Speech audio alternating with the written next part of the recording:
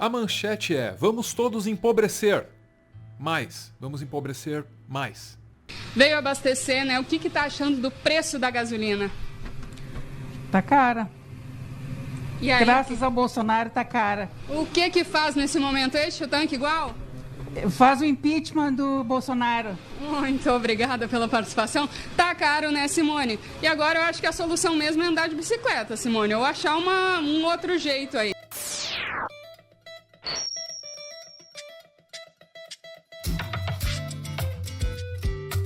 São muitos os sinais de que os próximos meses vão ser muito difíceis. A economia brasileira tem tudo para se deteriorar de maneira ainda mais rápida, ainda mais abrupta, e no centro disso tudo está a falta de energia.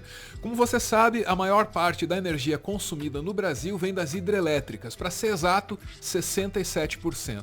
Olha, não é uma matriz energética das piores não, mas tem um problema, né? Se não chove, os reservatórios secam, e aí falta energia.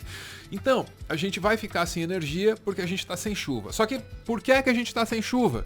Pode ter a ver com as queimadas na Amazônia.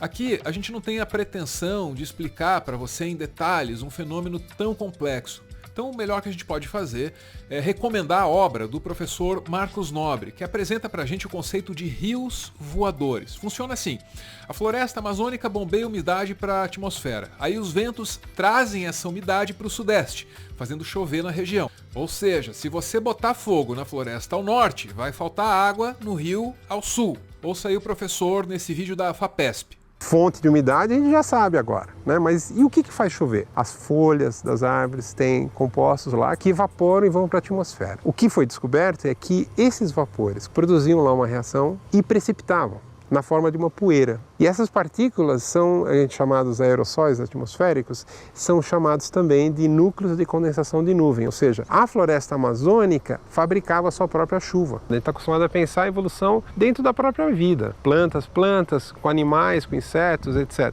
Agora nós estamos falando de uma evolução da vida toda como um todo, a floresta, com a atmosfera. Além dela produzir umidade para si mesma, produz um fenômeno que ficou conhecido popularmente por rios voadores, que explicam o mistério da região que vai de Cuiabá, Buenos Aires, de São Paulo aos Andes, ser uma região verde, úmida. Esse quadrilátero é 70% do PIB da América do Sul, é produzido nesse. Onde estão as hidrelétricas, onde está a maior agricultura, indústrias, grandes centros, e a explicação veio da transporte através dos rios aéreos de vapor que a Amazônia exporta para essa região e contraria a tendência normal dessa região de ser deserto. Então tá aí, pode não ser coincidência, desmatamento recorde num outro e uma seca sinistra no outro. Só que o que tinha que queimar queimou, o que tinha que secar secou, o que tá feito e não adianta chorar.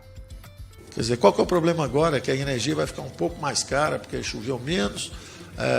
O problema agora é que está tendo uma exacerbação porque anteciparam as eleições. Tudo bem, vamos tapar o ouvido, vamos atravessar, vai ser uma gritaria danada, mas nós vamos chegar lá, vamos ter as eleições, vai acontecer tudo que tem que acontecer. Essa coisa fatalista aí de tem que acontecer, vai acontecer o que tem que acontecer, olha, isso é meio duvidoso quando você olha para a ciência, quando você lembra o que você acabou de ouvir aí do professor Marcos Nobre. Tem que acontecer porque eles fizeram acontecer, e sim, as consequências são terríveis. O governo Bolsonaro levou uma parte do país da carne bovina para o frango, outra parte do frango para o ovo, uma outra parte ainda do ovo só para um prato de arroz e feijão, e tem os que estão passando fome. O governo Bolsonaro levou o Brasil de volta aos patamares pré-Bolsa Família de pobreza, não é pouco. Mas disso você provavelmente já sabe. O que você está prestes a saber é que a falta de energia vai radicalizar essa tendência de alta no preço dos alimentos.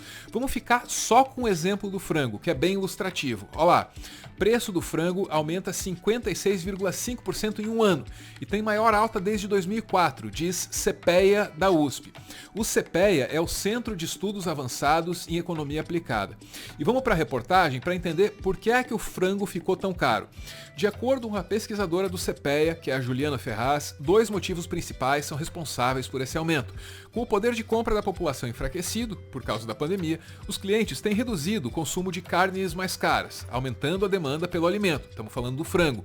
Com o poder de compra da população bastante enfraquecido por conta dos impactos econômicos da pandemia de Covid-19, isso tem feito com que as pessoas migrem do consumo de proteínas mais caras, como a bovina e até mesmo a suína, para a proteína de frango, que é mais barata no mercado, explica.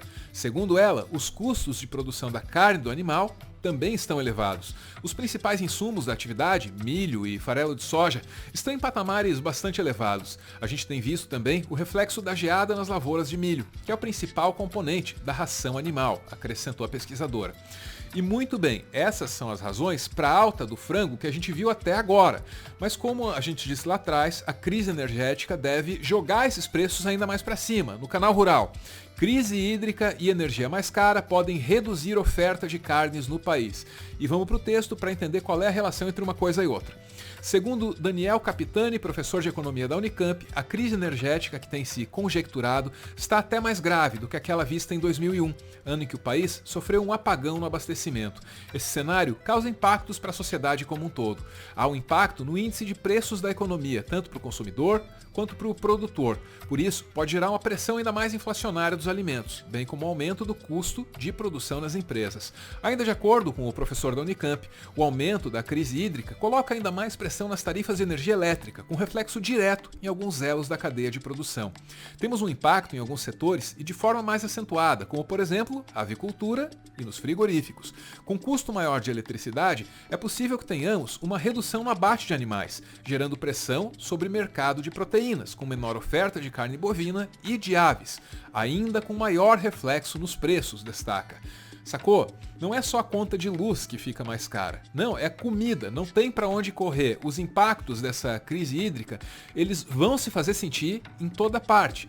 Isso que a gente ainda não mencionou, os potenciais efeitos colaterais. Se rolar um apagão aqui e ali, alimentos perecíveis podem acabar estragando, aqueles que dependem de refrigeração. E não é só isso. Para alguns setores, os apagões podem ter consequências terríveis. Vamos pegar o frango como exemplo de novo. Se falta energia numa granja, os frangos morrem. Você perde toneladas de frango. Isso já aconteceu no Brasil antes e tem tudo para acontecer de novo. E olha, por falar nisso, em animais sofrendo também com as altas temperaturas, os donos de granjas ainda estão calculando os prejuízos causados por um apagão esta semana. Você acompanhou em primeira mão o caso ontem aqui no SP Record. Cerca de 10 mil frangos morreram depois que o sistema de refrigeração foi desligado. Os 10.200 frangos morreram de calor. Eles foram retirados da granja em Bocaina e levados para um aterro sanitário. O motivo apontado pelo proprietário para o problema foi a falta de energia elétrica.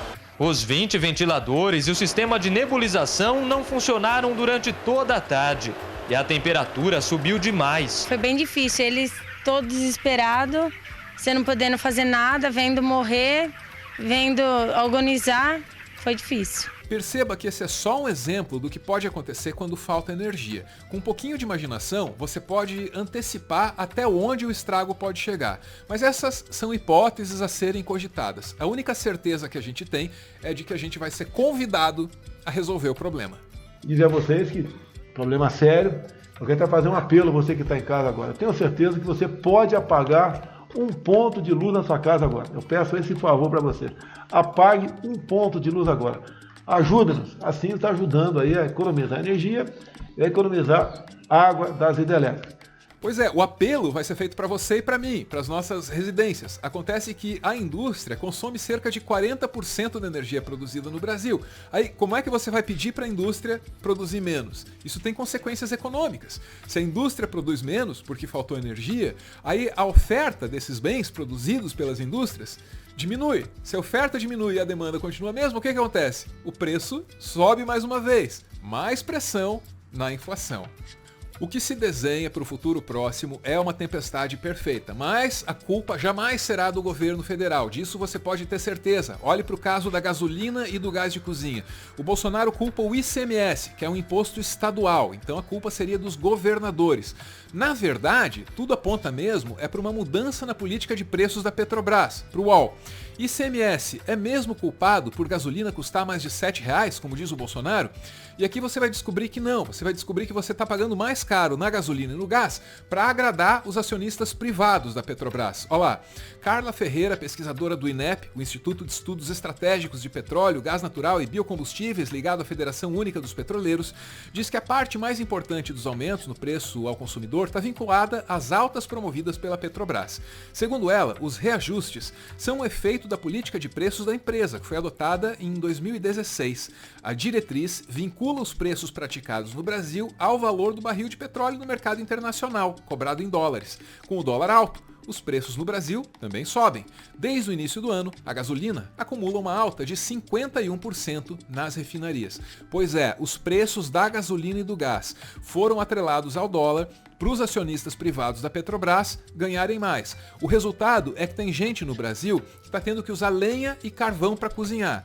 Já tem 14 milhões de pessoas no Brasil nessa situação. O número de brasileiros que não consegue mais comprar um botijão de gás cresceu 27% em 2 anos. Mas para o mercado tudo bem, o acionista da Petrobras está ganhando bem legal. Aliás, o consumidor brasileiro aqui também não tem que se preocupar, porque o Bolsonaro tem uma solução. O PIS/COFINS eu zerei aqui. O frete do caminhãozinho, vocês pagam do condomínio. Margem de lucro, zero. Não precisa ter lucro para quem for entregar lá. É um trabalho comunitário. Pode ter certeza, no máximo R$60 vai ficar o valor do botijão de gás. Esse no máximo. Metade do preço atual. Então temos como diminuir o valor do gás de cozinha. É inacreditável que uma proposta dessas venha de um presidente da República. Para mim, isso só soaria normal se tivesse saído da boca assim de um chefe de milícia em algum canto do Rio de Janeiro. Pera. Para continuar fazendo conteúdo e quem sabe expandir o projeto, o Meteoro depende de contribuições.